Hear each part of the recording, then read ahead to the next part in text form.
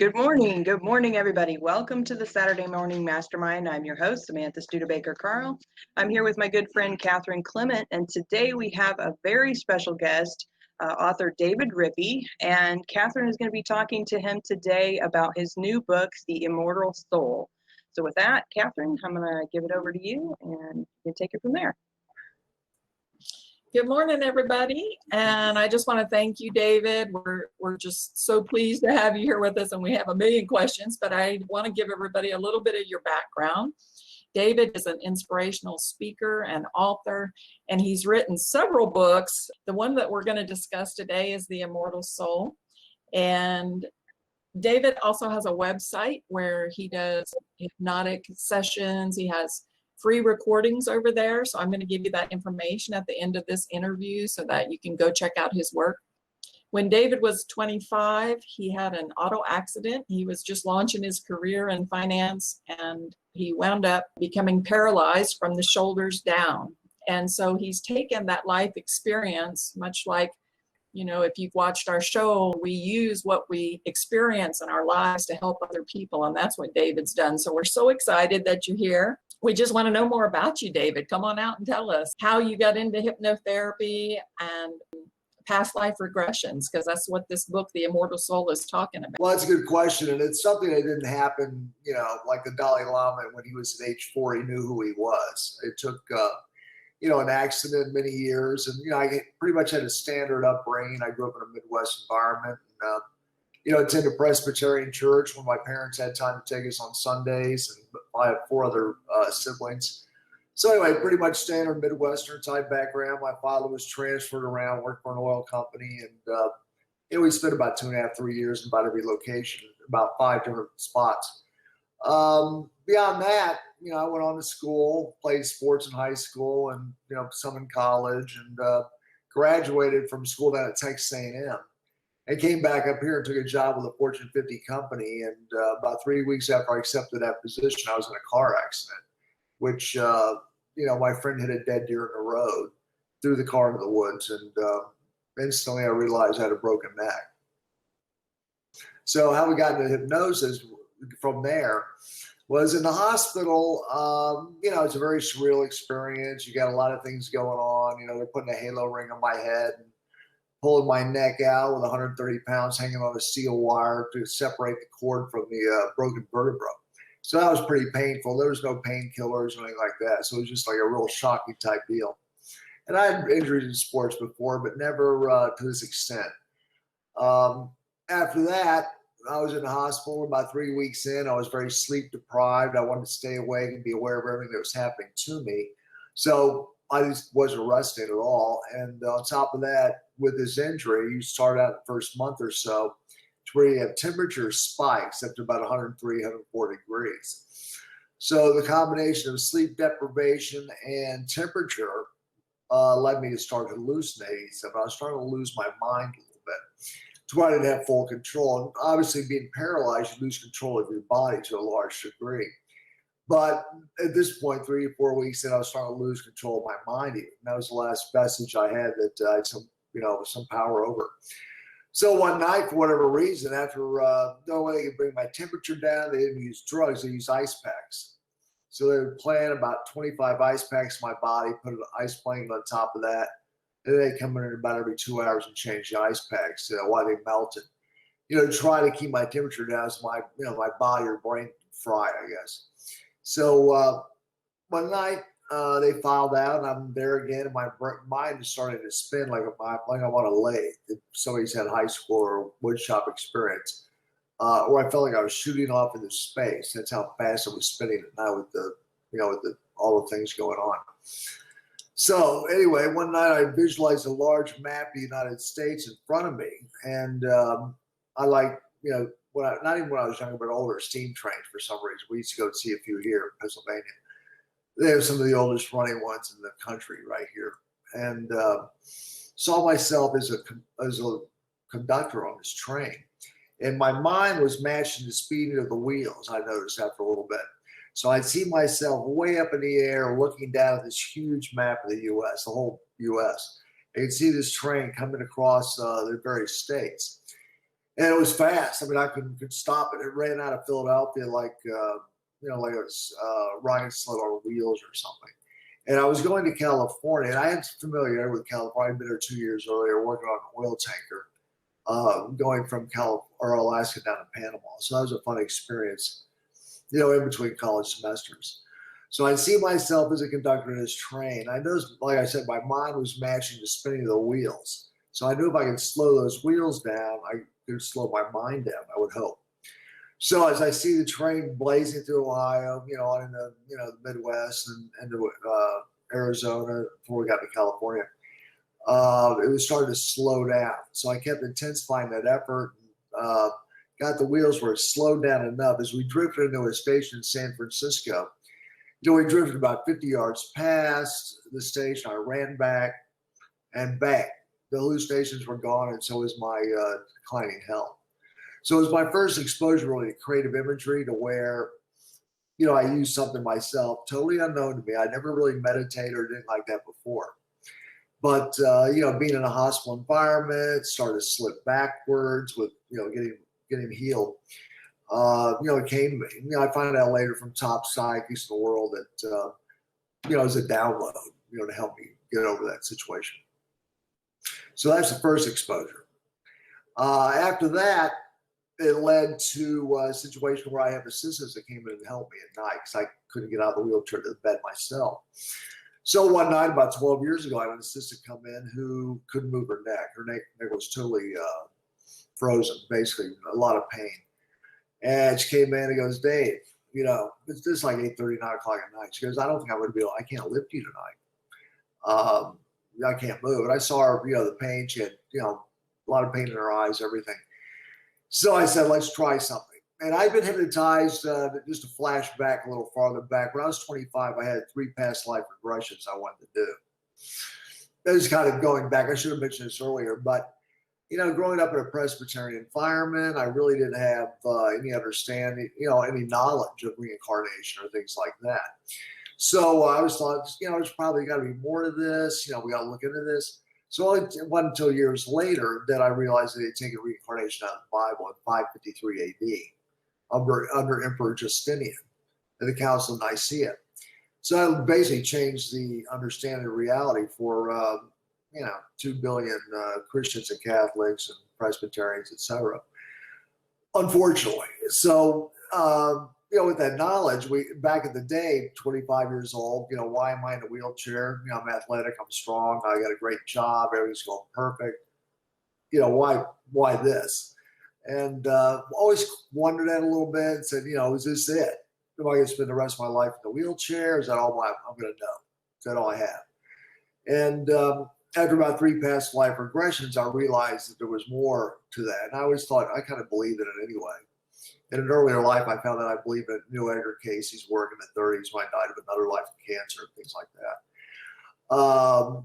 But, going back, I had that wonderment with hypnosis. I've been hypnotized. I helped my assistant get over this neck pain. So after about 45 minutes, she sat up, kind of looking shocked, and she's feeling her neck with her back of her fingers in her hand. And the pain was gone. I go, do you feel it anywhere? She goes, I still have a little bit on my right side. So 20 minutes later, she laid down again, and 20 minutes later, got her back up, and all the pain was gone. And she was able to just lift me straight up out of the chair, put me right on the bed. And she goes, my knee doesn't hurt. Did you do something there? And she had grown up playing soccer, ACL tear, things like that. And, we said, okay, the pain in your knee is also going to go away. And that worked. And she was dead tired. She hadn't slept for 3 days. So we said, you're feeling very energetic. You're going to sleep well tonight, but you feel great now. So we did all that. And I got to get to bed that night. So that's how it started. And I just started helping other people that I knew. And, another girl, scapula pull, shoulder, couldn't lift her arm above her shoulder. Hypnotized her. An hour later, she's spinning her arm in circles and stuff. So it kind of gives you an idea of what the possibilities are of the mind and what we hold within it. And then the bigger interest was past lives. I always found that fun. So we started out with people our clients doing, where do you hurt? What pain do you have? And then we'd say, okay, let's do a past life. We go into that and find out about soul council meetings and all that stuff. And it's not required in Pennsylvania, but I decided, you know what, just to make it look a little more legitimate, let's get a certified hypnotherapy license. So we did that last year. Internationally accredited, it's a good school out of California. And, you know, we learned some things that I didn't know. Most of my stuff was kind of self-taught, and, you know, it worked. But there's so much more to hypnosis if you actually go through a whole program. So that led to, you know, having assistants transcribe the recordings. And we, you know, some pretty neat stories that we found. And that's why I wrote the Immortal Soul, just to, you know, try to give people an idea that, you know, there's, you know, be open-minded, there's more behind the veil. And it's nice trying to get a glimpse behind that. Absolutely, there is. So you've actually answered some of my questions when you were talking, which is wonderful. And that is, have you had out-of-body experiences yourself, which you have? And do you feel that, like, we're currently reading the Robert Schwartz's book, and it talks about pre-birth planning. So do your experiences then validate that seems to be what's going on here? That, you know, yeah, and I think, yeah, I don't doubt that at all. I mean, we all come down, we sign soul contracts or some, you know, take it on various lessons. I think I pretty much feel that. It's not through Robert's work or mine. It's more, you know, it's more from, you know, going back and reading what Plato started talking about, the immortality of the soul, going into how basically that formed the framework for early Christian theology, was his musings on the soul, the immortality of it. And that led Origen and St. Gregory and Basilides to early church fathers in the Christian texts to talk about that. So that kind of segued in. You know, really the pioneer of this work was Dr. Michael Newton, who did over 8,000 past life regressions over a 40-year period. And he went into that, you know, it's an atheist at first, didn't believe in anything, strictly scientist oriented. And after about 5 years, he just came to the conclusion that, wow, there's something to this.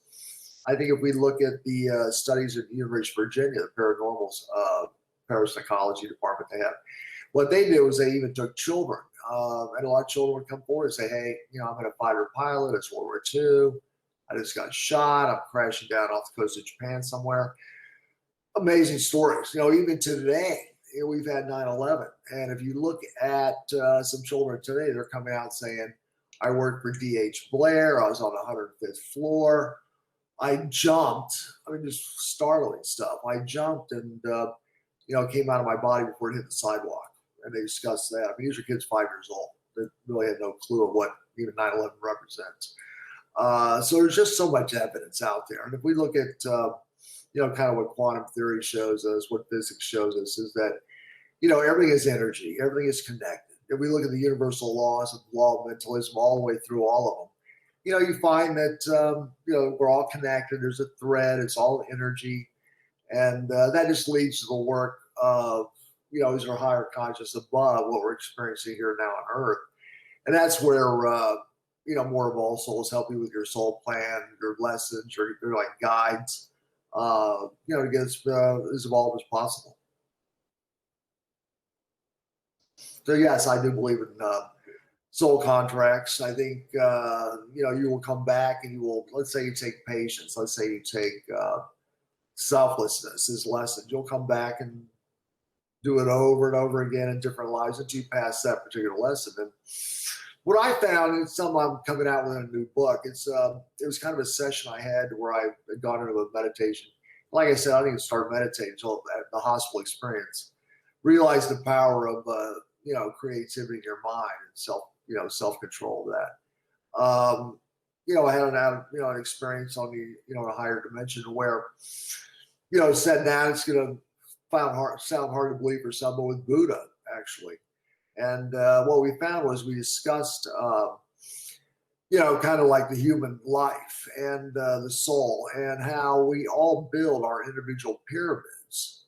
And if we look at the pyramid and we picture God at the very top, in other words, the very tip of that pyramid, you know, which is the most condensed energy, it's in the smallest of space.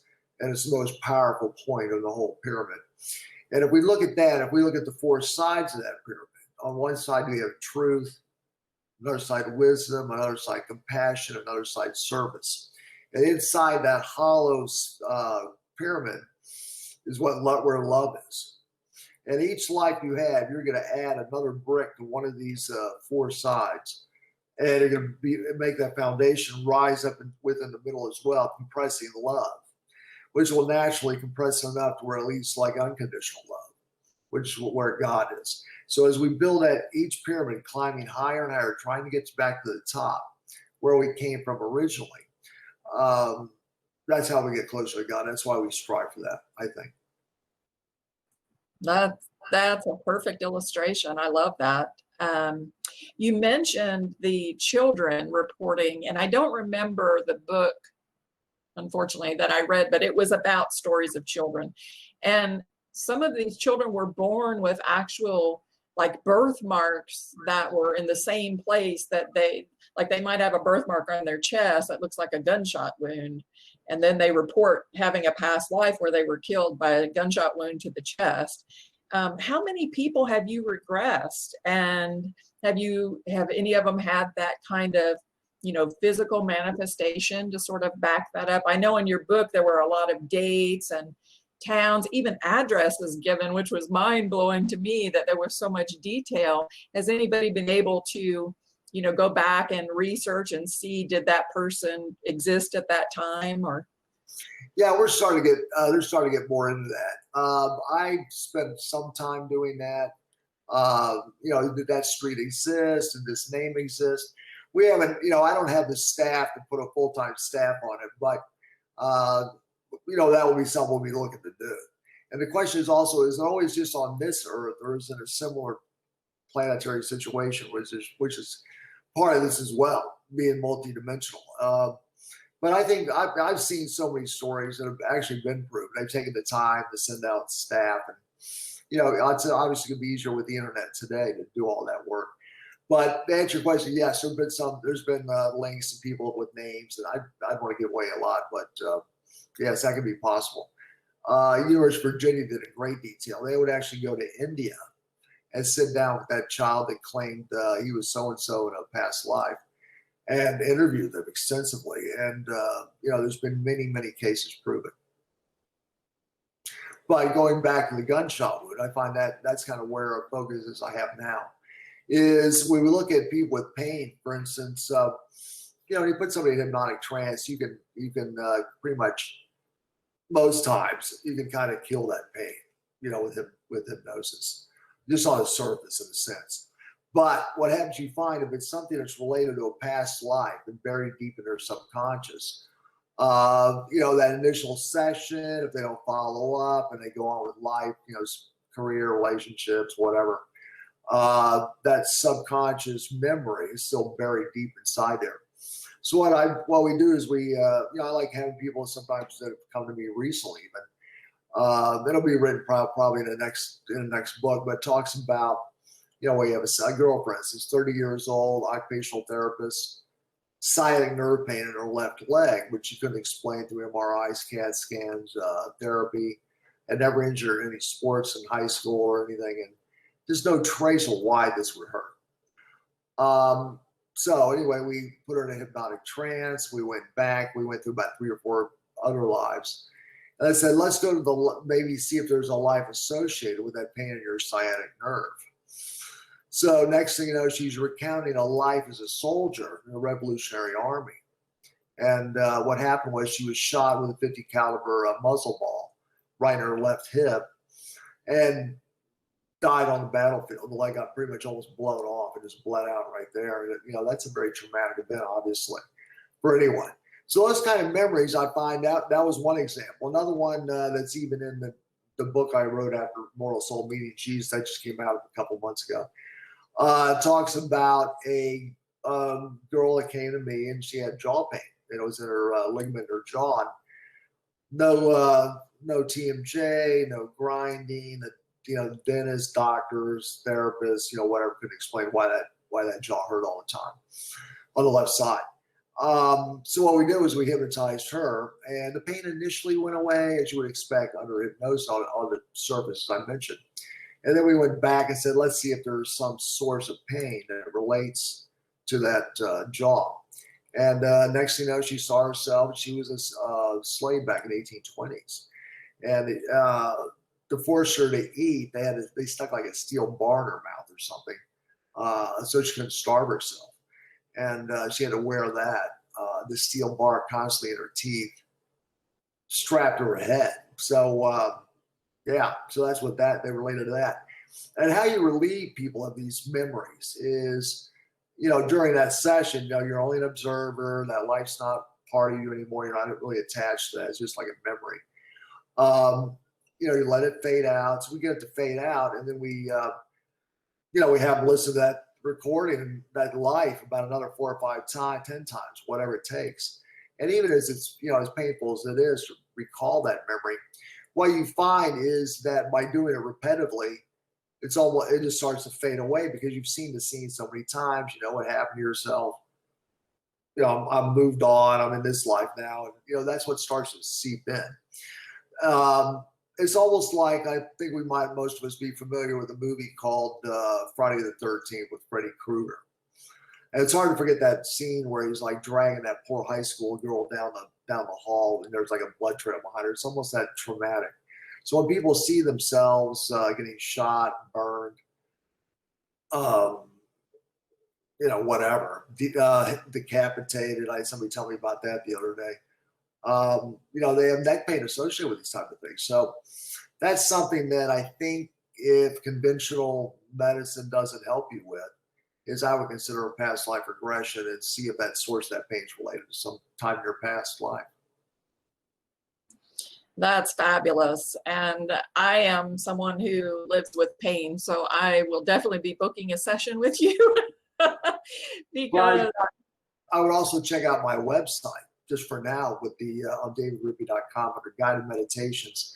I put about 14. Okay, now it doesn't say, okay, let's forget about that Revolutionary War life because it's not as individual as that. But what it will do is, I got some on there for insomnia, migraine, stress, anxiety, and chronic pain. So check them out. Appreciate your feedback. And, I fine tune these occasionally too. So I had one person say, well, I liked it, but the music was so loud in the background, it kind of distracted me, which is true. So I go, wow, that's a good point. I should have made it play that music a little lower. So yeah, but check those out and and email me, let me know what you want to do.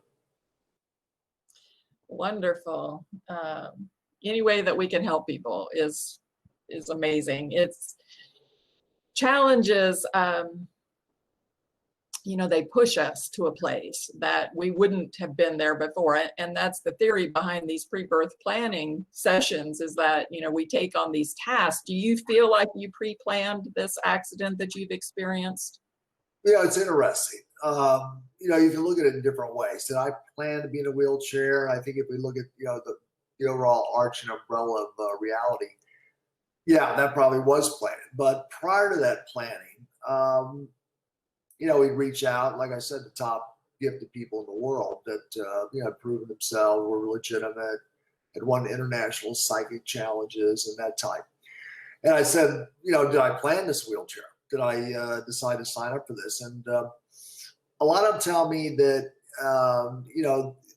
a lot of them said this was something that I chose after I was already, moving along.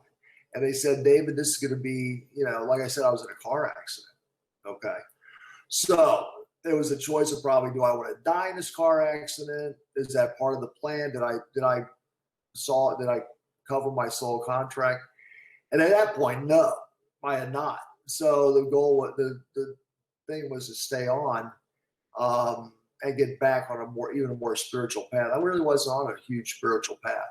It wasn't like I was a bad person or hurting others. It was more that, I'm in my 20s, I'm playing sports, we're in college. So, in a lot of people's reality, spirituality doesn't play a huge role. Once you're off of college and run around like having a lot of fun. So I think it was meant to, we could say slow me down a little bit, try to get me back on that trail. And I had some psychics tell me like, well, Dave, no, the accident was to slow you down, get you back on the path, what you're meant here to do. And that was to help people. And, I learned later that I've had other lives supposedly that, involved sharing this kind of information and that kind of thing. So, it was remarkable because I'm thinking, wow, how smart was God? Because I saw myself, if I just continued on the path I was even on, I probably saw myself in, it's kind of funny to say this, I probably saw myself in LA or in real estate in California. I like warm weather. Been still pumping iron a lot, probably running around like, trying to get the acting job or something without any, any real deep ideas beyond, the material world. So the accident definitely did kind of contribute to that. You're in a surreal spot. You have a halo ring on your head. You got screws drilled in it. You're shrinking. Your body playing sports was shrinking with the muscles and such. So it's a wake up call. The first couple of weeks, you're like, do I really want to go through this? I mean, this, I don't even know what's ahead. I mean, who the hell knows? I'd never taken any anatomy or biology course in high school or college. That wasn't my focus. So I had no clue about what I was dealing with, really. And, go back 20 years ago, the internet was in its infancy. So it wasn't like there was a lot of information out. Doctors didn't know as much back then, probably. There's a whole host of things. So it was more or less kind of a trial and error. You could spend hours waiting for an assistant to come in due to a snowstorm. So during that time, it wasn't like, well, let's flip on the TV. Netflix wasn't even around. So it was more, when I first started out. So it was more like, you're laying there. I used to buy books back when I was 20, before I was even hurt. Thinking that, out-of-body experiences sound kind of cool. Who wouldn't want to do that? And I think I was, that before that was the CIA working with remote viewing and all that cool stuff. So I always thought, wow, that's kind of cool. I wonder if that's even possible. So I'd buy these books. I never followed up on it much, but when you're laying there paralyzed and you're waiting for somebody to come in and help you, you got a couple hours to blow. You're not tired anymore. That's when we started taking advantage of, well, let's try this. Let's see if this works. So visualizing myself, coming out of my body. And in a lot of these early out-of-body experience books, they talk about like, picture a red ball 3 feet in front of your face, try to reach that ball and come out and touch it. That's how they kind of like breathing techniques they use for a lot of people with hypnosis today, or meditation. So we kind of thought, okay, well, let's try this. We know the room layout. Let's go try to touch the arm more, feel the handles, feel the wood, how hard it is, how cold it is. Even though we had never touched, but just to create that kind of situation. And then that led to, all right, this is getting a little boring. Let's see if we can go through the walls. So we visualize like a remote view ourselves, standing on our street. We all know what our street looks like. We know what our house looks like. We know the windows. We know the roof. So that's how I started out, learning how to do an astral projection. So we go from there and we say, okay, this is a little boring on the street. And another thing is people get fearful of doing things like this, like, whoa, I shouldn't be having to do this. They get scared of it and things like that. So anyway, then we ended up going down the street, sitting on the roof of my, like a ghost, basically, sitting on the roof of my apartment complex. I go, okay, this is okay. This stuff goes on for weeks and months where you're just, tiptoeing out of this situation. And then maybe a year later, we said, let's go to Giza. We love pyramids. I find out I have a bunch in my house and find out I have lives associated with Egypt, like most of us. And sat on top of the Great Pyramid of Giza. And we gaze out in the desert and see the sun coming up and, visualize that they go down through the pyramid. And then we said, okay, let's do the Eiffel Tower. So that was kind of the last the crystal caves on Earth, in Mexico, the huge crystal caves are really neat. I collect rocks. I was a geology major for a while. We were a petroleum engineer. We switched majors about 7 times. But always liked crystals, always liked rocks, always liked pyramids. So we find that there's threads that lead back to past lives that we bring forward. Some people have artistic talents, musical talents that are hard to explain. And a lot of those can be traced to past lives where we want to come back. It's not so much we signed up for a lesson with these talents we bring down and help us in this life.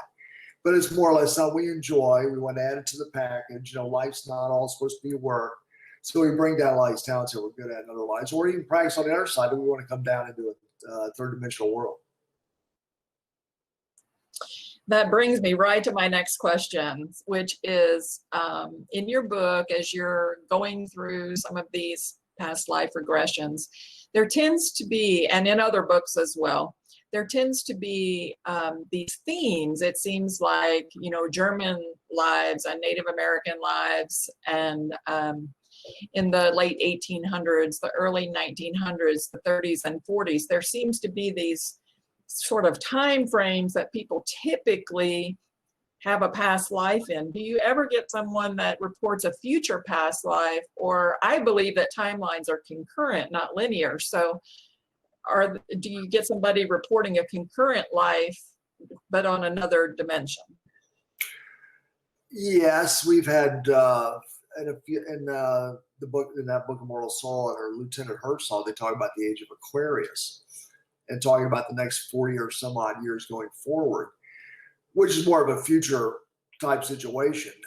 As far as future lives, you know, I've had top psychics do Akasha record readings with me, past lives, and you know, find future lives. Not every psychic can get them. Not every person reading the Akasha is going to get that, but you know, a lot of them can read those timelines or those paths forward. In my book, Meeting Jesus, there's a very interesting story about a client that came to me who didn't have a lot of pain, but just wanted to do a past life. She'd never done one, and thought she was an alien, thought, you know, she was into Reiki and shamanism and all, you know, crystals, and all, you know, all this pretty cool stuff. What happened with her was we hypnotized her and she came down, and I go, "What do you see?" And you know, she goes, "I see mud brick buildings." And I go, "Where are you?" She goes, "I think I'm in the Middle East." And then I go, "What town?" And she didn't grow up in a Christian background. She grew up with free-spirited parents, you know, more Woodstock, fun, you know, all-encompassing type.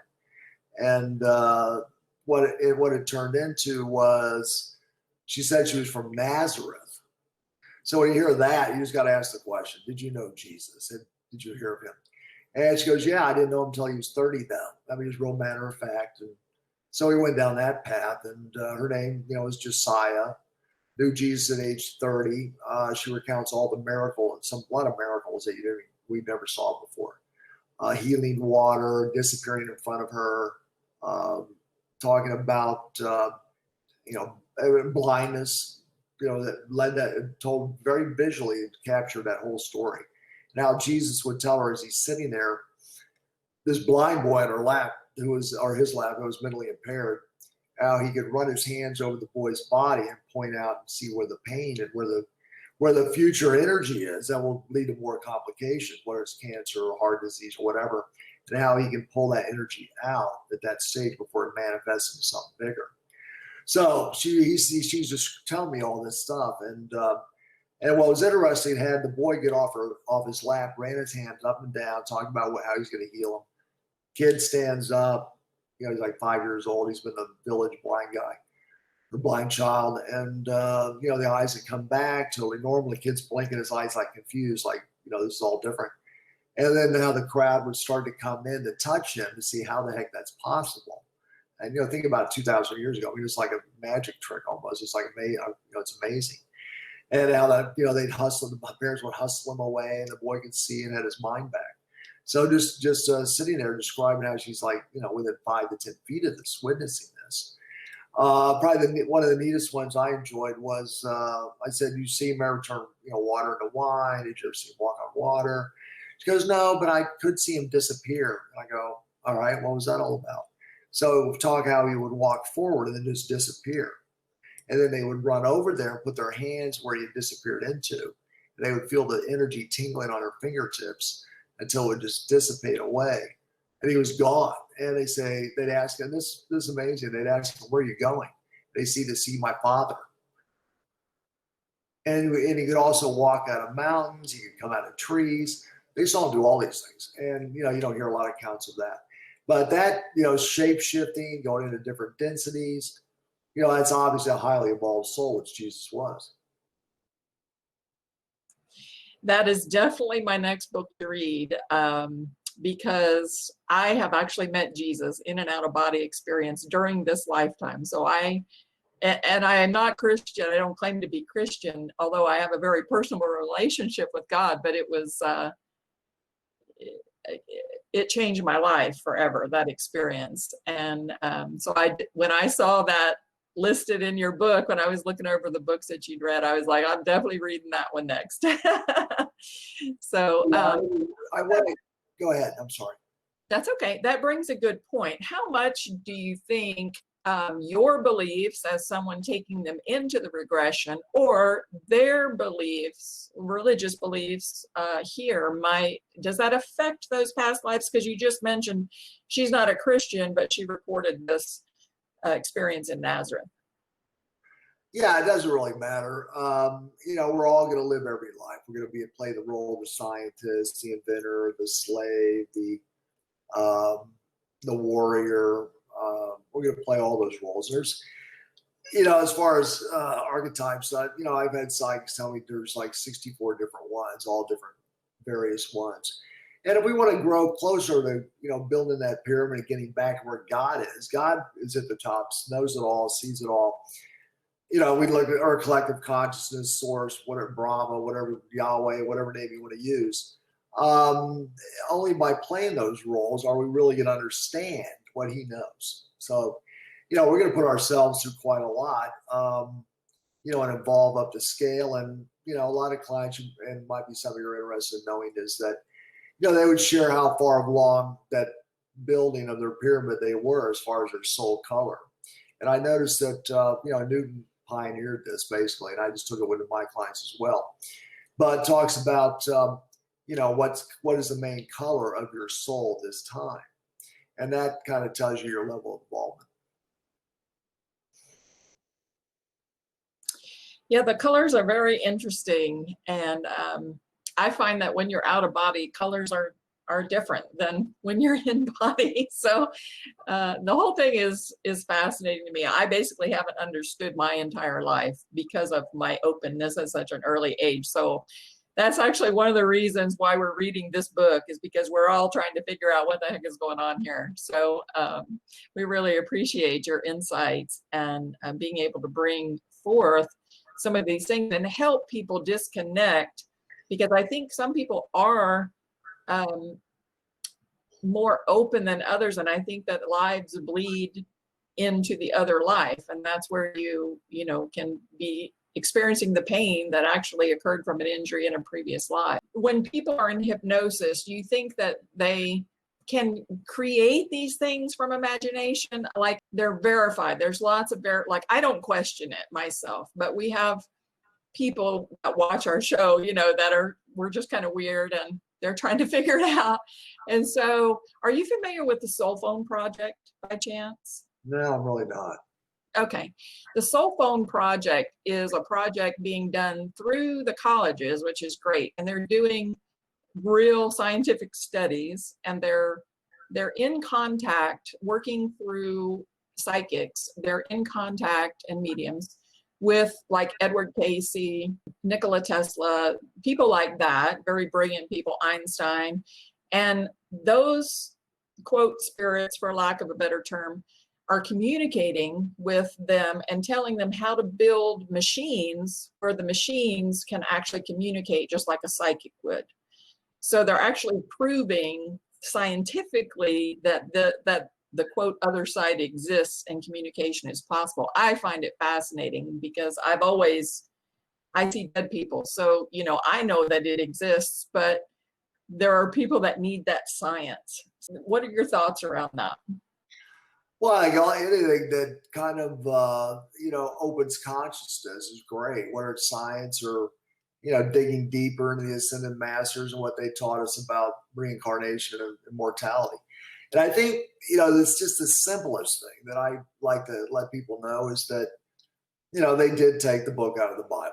So 2 billion in the world believe in the Bible, and they just might want to take and say, hey, you know what, why couldn't this be possible? And just realize that they took the book out in 553 AD, and for various reasons. Obviously, a lot of them were political at the time, a lot of them were control issues.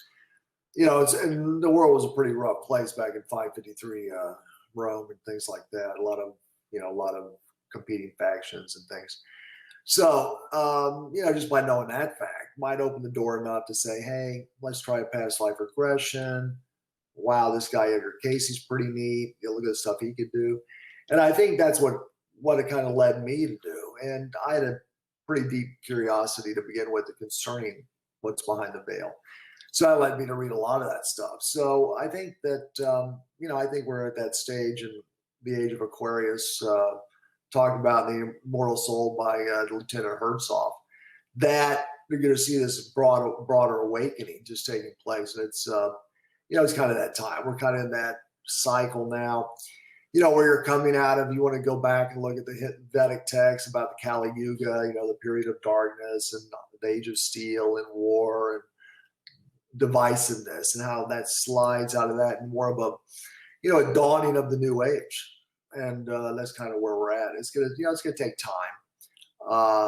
It's very hard, especially with COVID-19 today and the disruptions. And we still got to walk around in our biosuits with our conscience to get through this jungle situation for a lot of people. People that have lost loved ones, people that have lost restaurants, retail establishments, lost their job, and you still got to pay the bills. You're not out on the street in a tent on Venice Beach homeless or something. So that's kind of what the challenge is working beyond that. And what I've learned is if you look at Archangel Michael, for instance, life's going to be like a tornado or a hurricane. And if we picture a hurricane, we picture ourselves in kind of the middle of that sweet spot as it's spiraling around us. The key is not getting your limbs caught or getting dragged into that. And any challenges that face us, what I've learned is it's better just to hold them at a distance, kind of like in a Rubik's Cube in front of you. Don't let it absorb into you, the energy. And just say, hey, this is a test, kind of like an old show called MacGyver, to where, with a ballpoint pen, he could get himself out of jail. So I think what it gives us, by holding them at a distance, it gives us a chance to kind of analyze it objectively, kind of separate it from the, all the issues around us. And I think it makes it a lot easier. And every issue we handle or solve, just like we've got done since childhood, growing all the way up and, getting hit in the head with a rock or whatever, all the various things we've gone through. If we just look back at our previous success with challenges, carry this forward, try to use creative imagery and meditation to see that we're standing on maybe the top of our labyrinth and look at the various path choices we can make, and try to visualize coming the outside of that and, successfully. I think that would help a lot of people. They just took that time to kind of separate themselves from issues and analyze it. Absolutely. And that's one of the things that was actually one of our goals in covering the book that we're covering now, is to try to give people, because a lot of people are hurting and suffering right now and completely stressed out, and to, perhaps give them the opportunity to look at things from a different perspective and put that little bit of distance there, and knowing that all is as it's supposed to be. And for me, that gives me tremendous comfort. And some people it does, and some people it doesn't, but it takes the bite out of it. And if I have to, quote, suffer, if I'm suffering for a reason, somehow that makes it easier. I don't know why, but the 7 universal laws, would you like to just very briefly touch on those concepts? Well, it's nothing I invented, of course. I mean, it's something that's been around and spoken about in every religious text going back to probably the Emerald Tablets of Thoth back in Egypt. But if we look at the basic laws, it doesn't matter if you're atheist, Christian, Muslim, Buddhist, Hindu. they affect us. So they affect us not only on this planet, but they affect us on all planets and everything under the umbrella we might call the collective consciousness. And, you know, they are very commonsensical in a lot of ways. You know, the law of mentalism, you know, everything from the very highest concentration down to the lowest is going to be affected by that. And it's immutable. You can't change it. The law of vibration. Everything's going to vibrate. Everything moves. Everything's changing all the time. And I think the most important ones to concentrate on are the four that we can manipulate, that are mutable.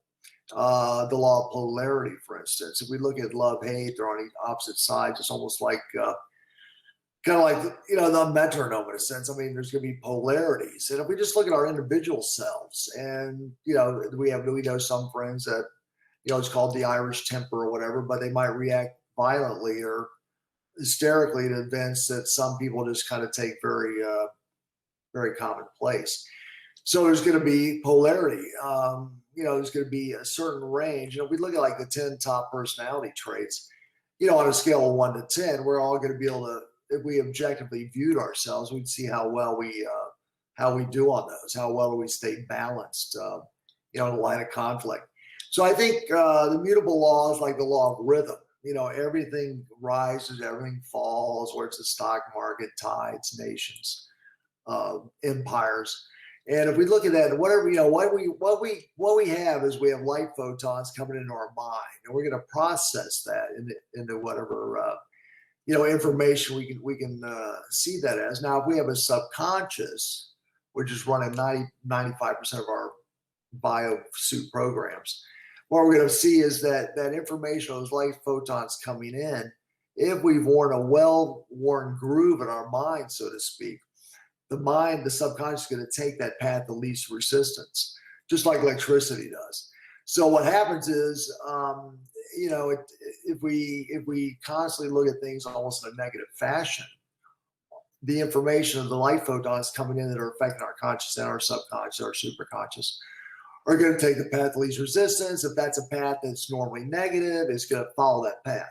So what we learned under hypnosis is that if we learn to step away from that thought, try not to be negative, try to recognize we're being negative and allowing ourselves to go down that path again, farther and farther.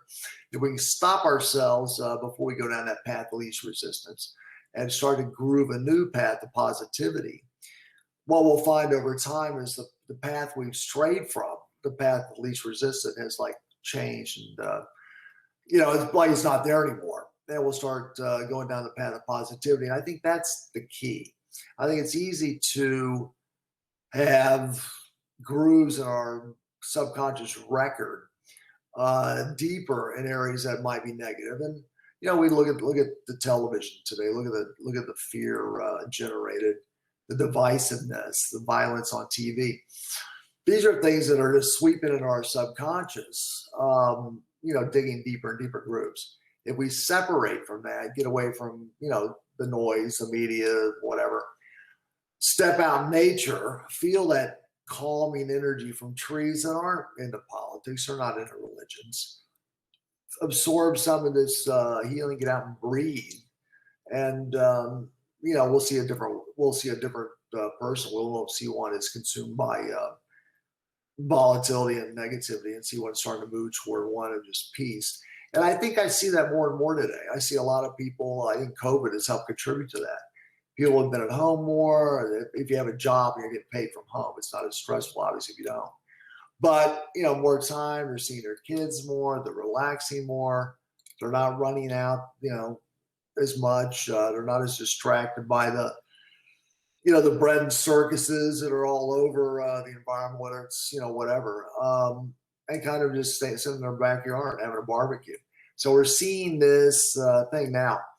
Was COVID something that was here to, you know, kind of reset the world in a sense and get us back on a path of, you know, maybe more compassion toward others that are going through hard times now?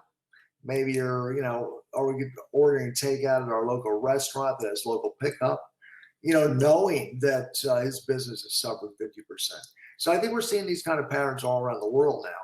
And I think COVID could have been that big, not so much just a bio lab in China that might have released this and not told us, that kind of one side of the story. Or, is it something that's here just kind of like what people experienced during the Great Depression, where you come out of this, a little more enlightened. So, coming out of, the revolutionary, we can go back as far as you want, but stepping forward, you can see these times in history, these climatic type world changing events.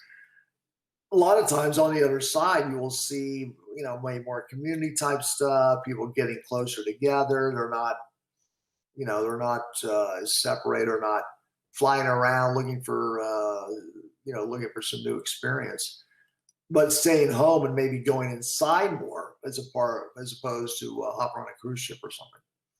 Not that I wouldn't mind doing that. I'm just saying. Oh, I think absolutely we planned COVID. I mean, it's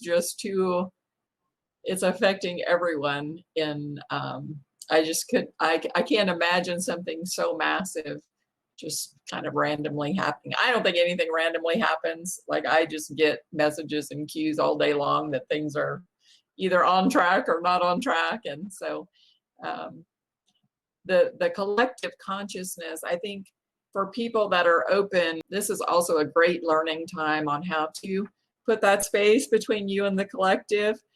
You want to stay connected to everybody, but when there's all that anger and fear in the collective, you kind of have to learn to separate yourself from that. Like you said, turn the TV off, get out in nature, do things to raise your vibration. And I think that COVID is just the perfect tool to teach us that we need to do that. Otherwise, one of the things that we talk about in all the books that we've covered is that we choose our thoughts and our beliefs, and those thoughts and beliefs affect us physically, spiritually, emotionally. And there are choices to think those thoughts. And so if we're suffering, we can always change the thought that's causing the suffering. And I think that is a huge lesson coming from COVID right now. Yeah, when you mentioned this, almost like the perfect situation, because, obviously if we were being invaded by another country, similar to what, some people are even experiencing COVID and invasion or mass migration, in the Middle East when it came out of Turkey and Syria and things like that. So they don't have much time to contemplate this. It's more or less running for a shelter or something. So, in America, this is more of a silent type situation. It will affect us, but it's not like we need to build a bomb shelter, worry about a nuke landing on us tomorrow. I don't think that's going to happen. But, it's sort of that stealthy, silent type thing, which gives us the opportunity to go inward and, discover things we put off. I have a friend of mine that she likes drawing and art and all that stuff. Hard to get to some of that when you're going to a 40-hour job. So if you're off on unemployment, you're fortunate enough to collect unemployment because you've been, temporarily laid off or furloughed, use that opportunity to explore other things that you enjoy doing that most people just don't have time for. So I think it's given us that time of resetting our own personal enjoyments beyond, hopefully worrying about the financial story.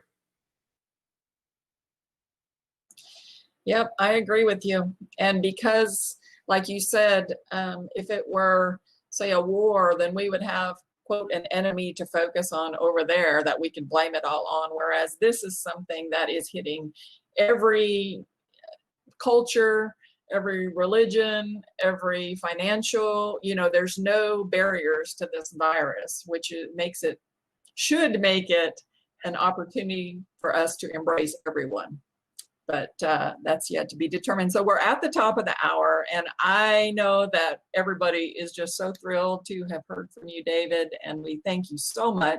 Do you have any final words before we close up? I usually get that question because people want to hear some philosophical, neat thing to end the call with. I'd say the biggest thing is this: realize reincarnation was the Bible if you're a Christian or Catholic or Presbyterian, Lutheran, Baptist, and beyond that. Stay open-minded if you can. Not allow yourself to get boxed into a pen. And I think that's one of the things. I mean, obviously people are going to take political sides because maybe the environment.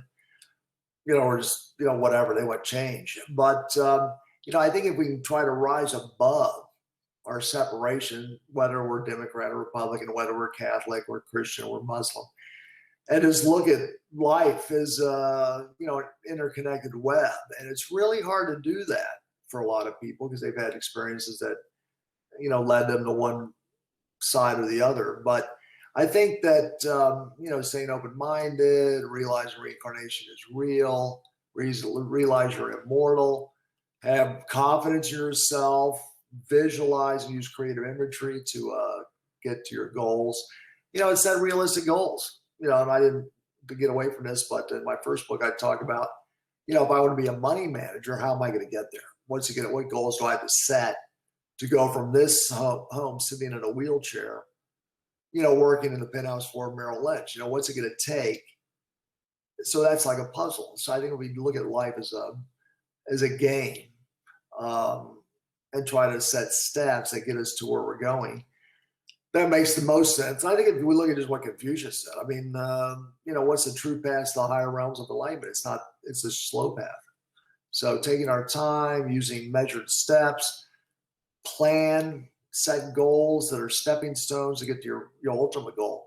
I think we'd have a lot more success in the world for a lot of people. I agree with you. And I know that everybody here on the panel agrees with you too. And they've all been anxious to get out there and talk, but we're going to actually do another episode next week where we're going to discuss what we discussed here today so that they can voice their opinions and questions and things like that. So that's fun.